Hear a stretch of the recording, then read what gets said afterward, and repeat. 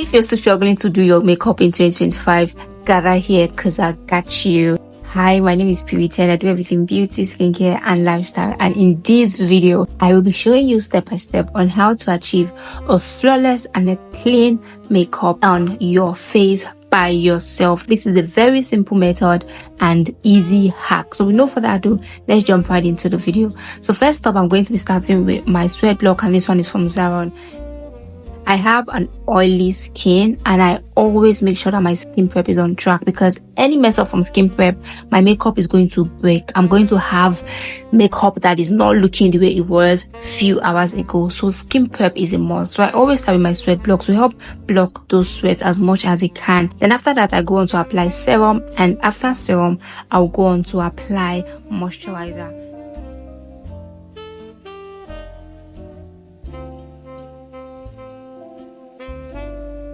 After my moisturizer, I would use my primer, and I'm using two primers here. I would first use a primer that is hydrating, and then I'll use a primer that is mattifying. But you'll notice that for my mattifying primer, I am using that all over my face. But for my hydrating primer, I will use that all over my face. But for my mattifying primer, I will use that just in my T-zone area. That's the area that I produce oil the most. And like I mentioned, I am oily skin. Now, if you're not oily skin, you can always keep the sweat block process because you don't produce enough oil. You can even skip the mattifying primer process and use just your moisturizer and your hydrating primer, and you're good to go. So please know your skin type and know what works for you, because that's the first step in achieving a flawless makeup. Now, once my skin prep is all done, the next thing I'll be doing is my foundation. And lest I forget, for skin prep, you want to make sure that you are not just packing product on your face. You're putting a product which is like your moisturizer, and you're leaving it to dry a bit before you go on to add your primer. Okay, please do not forget this one. So after foundation, the next thing I'll be doing is contour, and I'll be using my concealer. This one is from Zikel, but this is a very dark shade, so I can use it for my contour, right? And I just focus on my cheekbone and my head. This is just an illusion to give my face that slimmer look, to sculpt my face a bit. And after that, I will go on to use my blush. Now, if I'm in a hurry, I can always keep contouring my face with liquid contour and always go on to blush, because I just like color on my face. So there is something about adding some bit of blush on the face, right? So if I skip liquid contour, I would do powder contour, and that would still work. So after blush, I would go on to use my highlighter, and I'm using this one from Nuban Beauty. Now, this is the first time I'm using this concealer, and to be honest, or the second time I believe, but there is something off about this time. The first time I used it, I used the one from a makeup artist because it wasn't mine. I just used it on my face because I was in a bit of a hurry to go for a shoot. But this time I purchased it because that day I really love how well it fit on my face. But I noticed that while using this, after setting, I could still see that there was still lifting on my face. I won't say it lifted per se, but you could still see some form of oil when you look clearly into, or when you look directly into my face. I don't know how to explain it, but it wasn't as mattifying as I would love my concealer to be under my eyes. Not necessarily mattifying, but I feel that after setting my concealer, it should look flawless to me, right?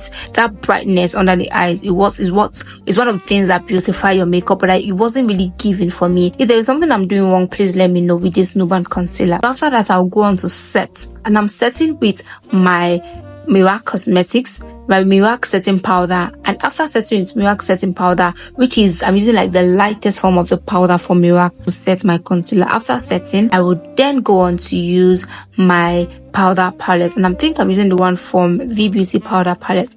Now, after setting my under eyes, I will go on to apply powder on the rest of my face, because I want powder everywhere. I want better coverage, I want total coverage. I'm not doing shared coverage here, I'm doing complete full coverage, right? So I'll go on to use powder all over my face.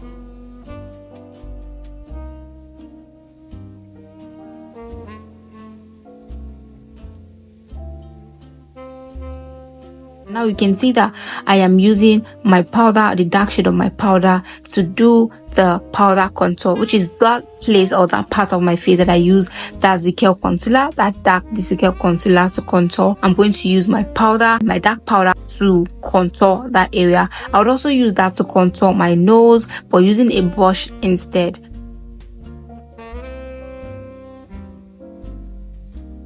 So once I'm done with this step, I'll go on to set my under eyes. Now what this setting does is that it just helps to maintain that light under eyes, or that bright under eyes that we want our under eyes to look like, because I really love a bright under eyes. It's more like something that beautify or just make your makeup pop for me. So I always love to maintain my under eyes bright. Okay, so aside maintaining the brightness of your under eye, it also helps to catch the fall off of your foundation, of your shadows. Okay, but in this video I'm doing a very basic simple eyeshadow. And what did I do? I went on to use my powder from the View Beauty powder palette, and I just used that on my eyes. I did not even use an eyeshadow palette because that wasn't needed. Like I said, we're going for a basic flawless pretty makeup, right? We're going for a basic flawless makeup, so we're not doing too much here, but we want to make sure that we're looking